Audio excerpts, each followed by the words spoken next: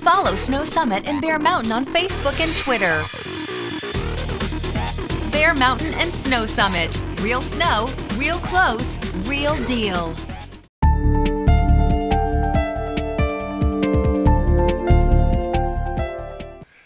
On Monday, April the 4th, Caltrans and their contractors will be opening Highway 330 to commuter traffic one way, and it'll be in the mornings and the afternoons. With us today is California Highway Patrolman Benjamin Baker, who's going to tell us a little bit about the hours of operation and any special considerations that will be put into effect for those commute hours. Oh, thank you, Mike. Well, the commute hours are going to be Monday through Friday, and it's going to be one-way traffic. So from 6 a.m. till 8 a.m. in the morning, it'll be downbound traffic on Highway 330. If you're going to be using that, you'll line up here on Highway 330 and wait for the barriers to be removed. Once the barriers are removed, traffic will be allowed to go.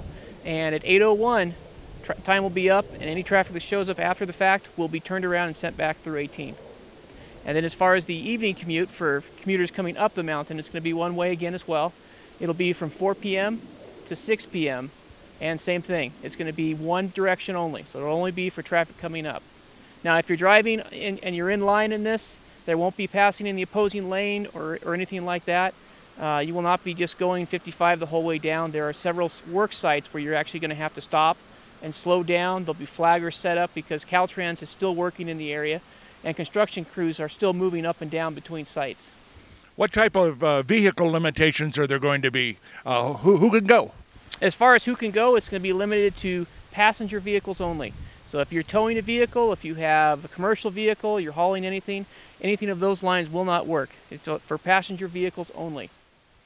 As far as special enforcement or special instructions that you have for motorists as they make their way down the hill, is there anything that you're going to be looking for as officers to correct so that we don't get into a situation where Caltrans shuts down the road because people aren't following the rules? Well, as always, we're going to enforce the vehicle code. So if you are driving outside of what the law says, then we are going to be enforcing that. We will have our normal units on patrol, additional units out here at the opening and ending of the closures just to facilitate that.